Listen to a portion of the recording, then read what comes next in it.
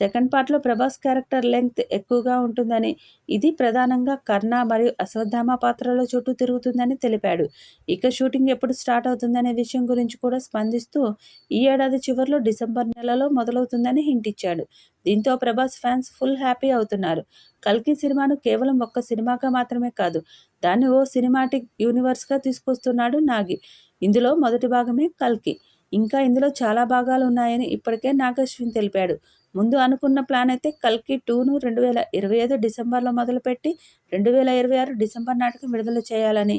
కానీ ఇప్పుడు ప్రభాస్ విన్న బిజీ చూస్తుంటే ఇది జరిగేలా కనిపించడం లేదు.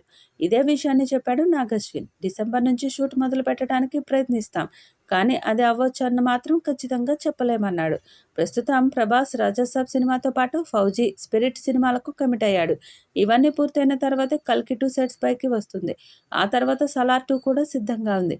ఇక కల్కి 2 కథ గురించి చెప్తూ, మొదటి భాగంలో కమల్ హాసన్ పోషించిన సుప్రీం యాస్కిన్ పాత్ర కేవలం 10 నిమిషాలు మాత్రమే కనిపించినప్పటికీ సెకండ్ పార్ట్‌లో మాత్రం చాలా సేపు ఉంటుందని, ఎక్కువ ప్రాధాన్యత ఉంటుందని చెప్పాడు.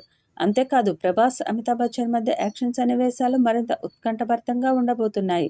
వీటన్నిటికంటే మరో మేజర్ అప్డేట్ ఒకటి చెప్పాడు నాగశ్విన్. కల్కి ఫస్ట్ పార్ట్ మహాభారతంలోని అర్జునుడు, కర్ణుడు పరిచయంతో అయిపోతుంది. కానీ కల్కి 2 మాత్రం పూర్తిగా కర్ణుడు, ఫస్ట్ పార్ట్‌లో ప్రభాస్ పోషించిన భైరవ చుట్టూ తిరుగుతుందని కథ లీక్ చేశాడు నాగి. మేజర్ కథ అంతా ఈ 2 పాత్రల చుట్టూనే ఉంటుందని, వీళ్ల మధ్యలో సుప్రీం యాస్కిన్‌తో పాటు అశ్వత్థామ, అర్జునుడు ఎలా వస్తారనేది మేజర్ స్టోరీ అన్నాడు నాగశ్విన్. ఈ ప్లానింగ్ చూస్తుంటే ఈసారి 1000 కోట్లు కాదు, ఏకంగా 2000 కోట్లకు టెండర్ పెట్టినట్లే అర్థమవుతుంది. అదే జరగాలని అభిమానులు కూడా కోరుకుంటున్నారు.